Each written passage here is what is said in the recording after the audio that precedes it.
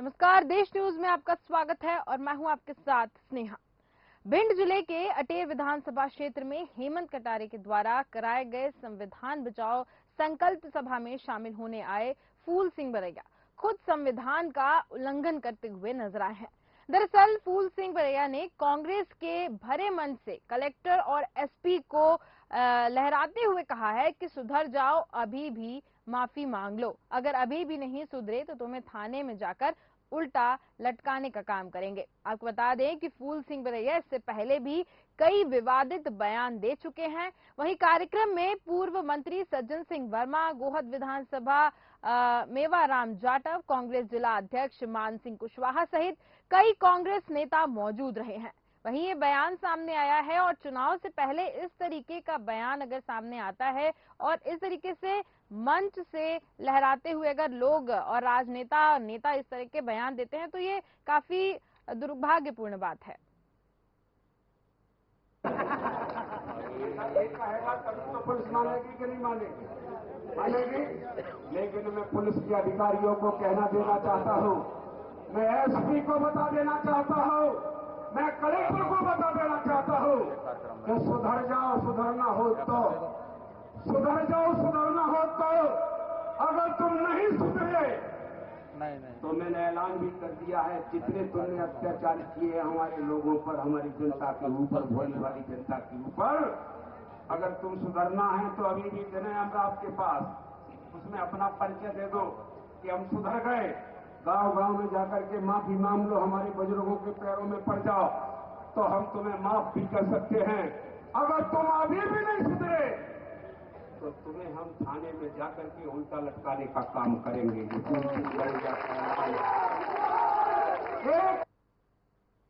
और वहीं भिंड जिले के अटेर विधानसभा क्षेत्र में हेमंत कटारे द्वारा कराए गए संविधान बचाओ संकल्प सभा में शामिल होने आए फूल सिंह बरैया का ये बयान, ये मंच से इस तरीके की बयानबाजी देते हुए नजर आए, खुद संविधान का उल्लंघन करते हुए नजर आए हैं।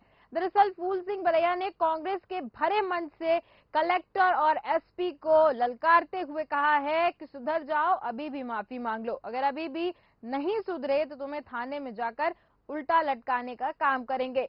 तो इस तरीके के विवादित बयान हमेशा फूल सिंह बरैया देते हुए नजर आते हैं, लेकिन चुनाव से पहले अगर इस तरीके के बयान सामने आ रहे हैं, इसका क्या असर सामने देखने को मिलेगा? क्योंकि यहाँ पर इलेक्शन कमीशन यानी कि चुनाव आयोग द्वारा साफ तौर पर कहा गया है कि किसी की यहाँ पे मसल पावर, किसी भी नेता का यहाँ पे उपयोग ना की जाए।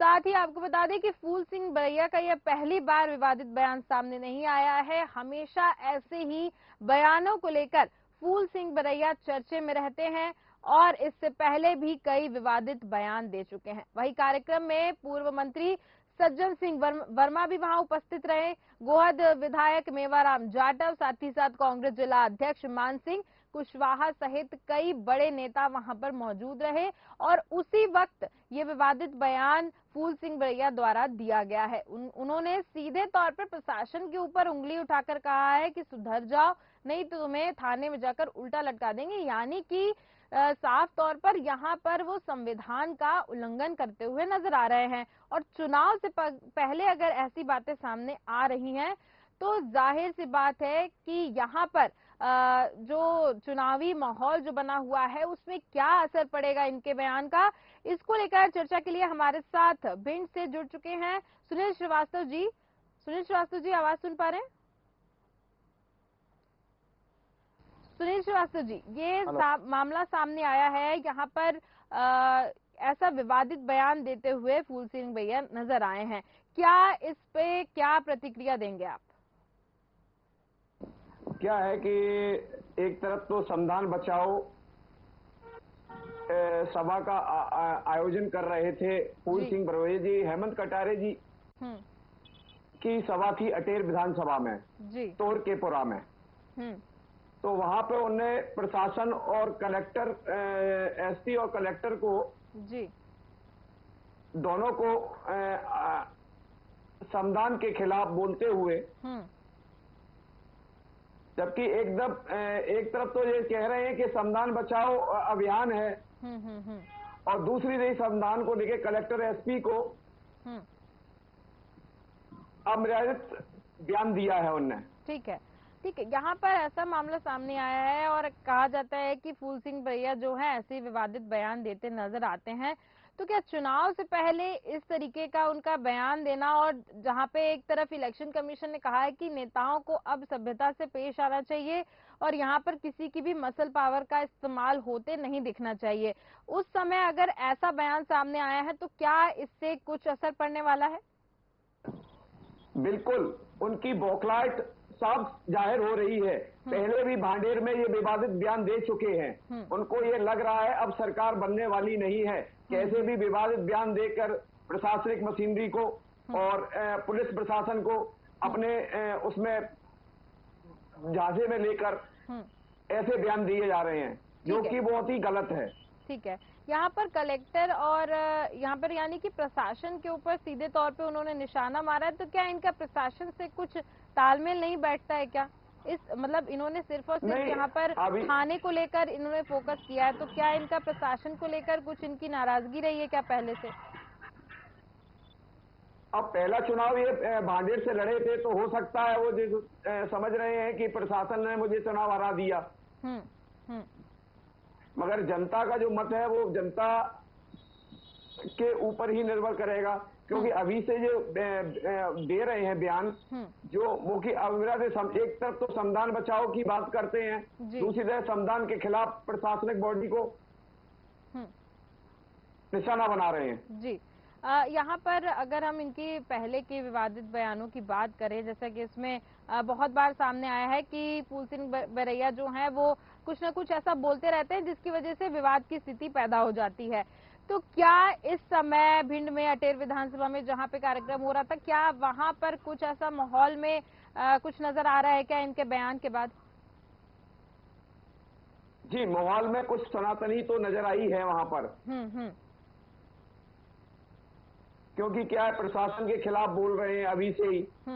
और अभी कलेक्टर को एसपी को 1 मंथ हुआ है आते हुए, ना तो किसी के प्रचार प्रसार में वो भाजपा की तरफ है ना कांग्रेस की तरफ है, अपना काम कर रहे हैं। ठीक है, और बहुत ही अच्छी तरह से काम कर रहे हैं। ठीक है, ठीक है। बहुत बहुत धन्यवाद हमारे साथ जुड़ने के लिए और तमाम इस पर जानकारी देने के लिए। तो हम यहाँ पर बात कर रहे थे भिंड जिले के अटेर विधानसभा क्षेत्र की, जहाँ पर संविधान बचाओ कार्यक्रम का आयोजन किया गया था।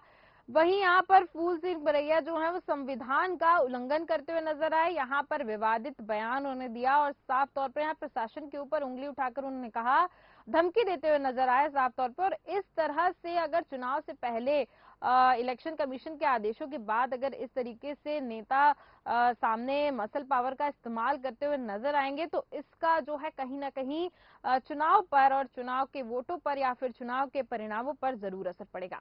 चलिए बढ़ते हैं आगे, जहां दिल्ली में कांग्रेस वर्किंग कमेटी CWC की बैठक होगी और मीडिया रिपोर्ट्स के मुताबिक मीटिंग में महिला आरक्षण अधिनियम और जातिगत आधारित जनगणना जैसे मुद्दों पर चर्चा होगी। इसके साथ ही मणिपुर में हो रही हिंसा के बारे में भी चर्चा हो सकती है। हालांकि अभी तक आधिकारिक पुष्टि नहीं हुई है कि किन किन मुद्दों को लेकर इस मीटिंग को बुलाया गया है। वहीं CWC की मीटिंग में 5 राज्यों के विधानसभा चुनाव और लोकसभा चुनाव को लेकर रणनीति भी बनाई जा सकती है और इससे पहले 16 दिसंबर को हैदराबाद में CWC की बैठक बुलाई गई थी। इस मीटिंग में सोनिया गांधी और राहुल गांधी भी शामिल हुए थे।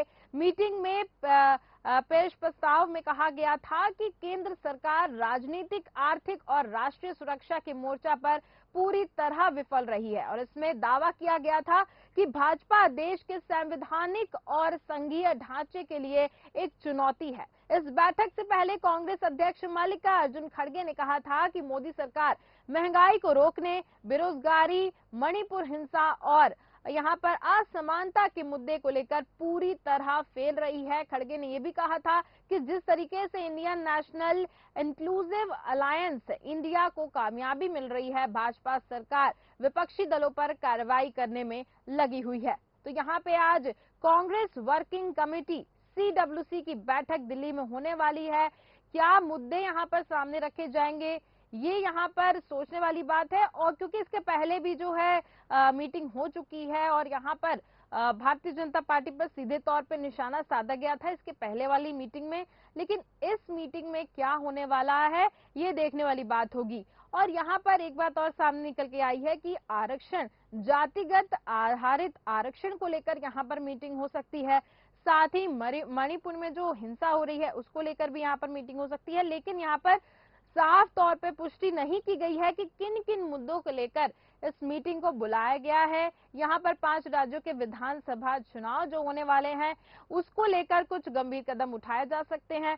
साथ ही अगर सीडब्ल्यूसी की मीटिंग हो रही है और अगर यहाँ पर दिल्ली में मीटिंग को बुलाया गया है तो कुछ ना कुछ जरूर यहाँ पर सामने आ सकता है। या तो महिला आरक्षण को लेकर बात हो सकती है या जातिगत आधारित जनगणना को लेकर बात हो सकती है, लेकिन यहाँ पर मुख्य तौर पर जो चिन्हित मुद्दे हैं वो सामने नहीं आए हैं।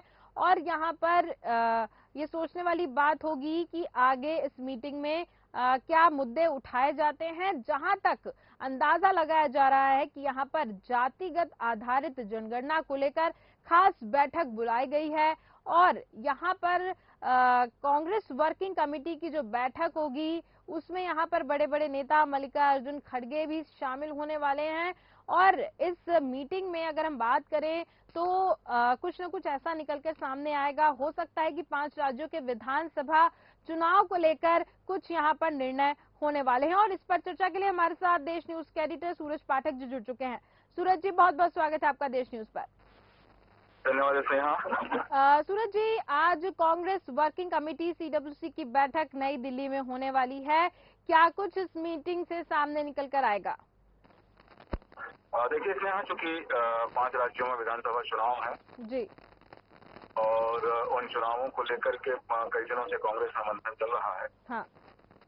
और आज की सीडब्ल्यूसी की बैठक में भी इन्हीं 5 राज्यों के विधानसभा चुनावों पर मंथन किया जाना है।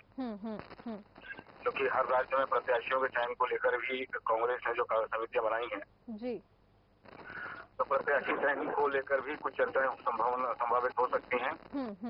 और सबसे बड़ी बात है कि जिस तरह से भारतीय जनता पार्टी की रीति नीति और रणनीति के तहत चुनाव लड़ा जा रहा है जी, हाँ। कांग्रेस भी अपनी सीडब्ल्यूसी की बैठक में राज्यों के विधानसभा चुनाव के साथ साथ इंडी अलायंस में जो चीजें चल रही हैं जी, उसको लेकर भी सीडब्ल्यूसी की बैठक में चर्चाएं होने वाली हैं जी।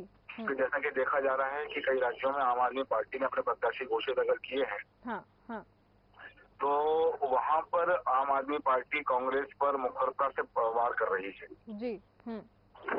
उस पर भी सीडब्ल्यूसी की बैठक हो सकती है। और सबसे बड़ी बात जो है वो ये बात सामने आएगी कि कांग्रेस की रणनीति क्या रहने वाली है। जी, बिल्कुल। और रणनीति के साथ में लोकसभा चुनाव की तैयारियों के मद्देनजर भी इस बैठक में चर्चा होने की संभावना है। जी, बिल्कुल। सूरज जी, जी, यहाँ पर एक और बात सामने आई है कि जातिगत आधारित जनगणना को लेकर कुछ यहाँ पर ऐसा मुद्दा उठ सकता है। हाँ, उसमें चर्चा जरूर होगी क्योंकि जाति जनगणना के जो आंकड़े सामने आए हैं बिहार राज्य ने किए हैं जी, तो बिहार में आंकड़े आने के बाद में जिस तरह से राहुल गांधी जब मध्य प्रदेश दौरे पर आए थे जी, तो काला पीपल विधानसभा के कला में उनकी सभा हुई थी और उन्होंने कहा था वहां पर कि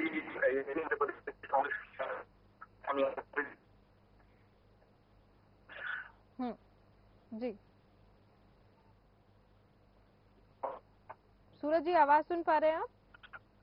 हाँ, मुझे आपकी आवाज आ रही है। आप मुझे सुन पा रही हैं? जी, जी बताइए, जी बताइए।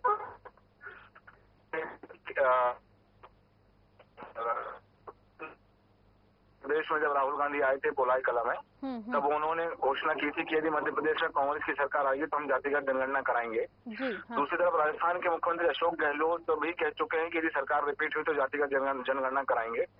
तो ये जो मुद्दा है ये सीडब्ल्यूसी की बैठक में इसमें चर्चा होगी कि कांग्रेस का जो घोषणा पत्र रहने वाला है, वचन पत्र रहने वाला है, उसमें जातिगत जनगणना का मुद्दा रहेगा। साथ ही लोकसभा चुनाव के लिए भी इस बात को दृष्टिगत रखा जाएगा कि कांग्रेस का ये प्रचार का मुद्दा हो सकता है कि यदि देश में कांग्रेस की सरकार बनी केंद्र में तो पूरे देश में जातिगत गणना कराएंगे। क्योंकि अभी जनगणना की बात हम नहीं कर रहे हैं जी, अभी हम बात कर रहे हैं जातिगत गणना की। जी जी जी, हाँ। क्योंकि जनगणना का अधिकार संवैधानिक रूप से, क्योंकि सुप्रीम कोर्ट ने भी जब बिहार सरकार पर रोक लगाई थी जातिगत गणना कराने पर तो कहा गया था कि अधिकार है वह सुप्रीम कोर्ट का है। मतलब केंद्र सरकार का, सुप्रीम कोर्ट ने इस बात का उल्लेख किया था। लेकिन जातिगत जनगणना राज्य नहीं करा सकते, वो जातिगत गणना करा सकते हैं। जी बिल्कुल। तो जातिगत गणना के आधार पर जो है कि स्वाभाविक बात है कि संवैधानिक अधिकार जो केंद्र सरकार को है। तो ये बात कांग्रेस 2023 के विधानसभा चुनावों में, 2024 के लोकसभा चुनावों में इस बात को उठाकर ला सकती है कि चूंकि केंद्र को अधिकार होता है जातिगत जनगणना कराने का, तो राज्यों में भी सरकार है तो वहाँ तो हम जातिगत गणना कराएंगे, लेकिन जातिगत जनगणना हम तभी करा पाएंगे जब केंद्र में हमारी सरकार होगी। बिल्कुल, क्योंकि अधिकार केंद्र सरकार को होता है। तो इस बात को भी मद्देनजर रखा जाएगा सीडब्ल्यूसी की बैठक में कि इस बात को जोर शोर से प्रचारित और प्रसारित किया जाए कि यदि जातिगत जनगणना करानी है तो जनगणना के लिए केंद्र में कांग्रेस की सरकार होना जरूरी है। बिल्कुल, इस मुद्दे पर भी चर्चा हो सकती है। जी। और यहाँ महिला आरक्षण को लेकर सूरज जी विपक्ष जो है वो काफी ज्यादा यहाँ पर महिला आरक्षण को लेकर बातचीत कर रहा है और विपक्ष का कहना है कि इसको अभी क्यों नहीं लागू किया जा रहा है, इतना समय क्यों दिया जा रहा है लागू करने के लिए। इस पर क्या चर्चा हो सकती है इस मीटिंग में?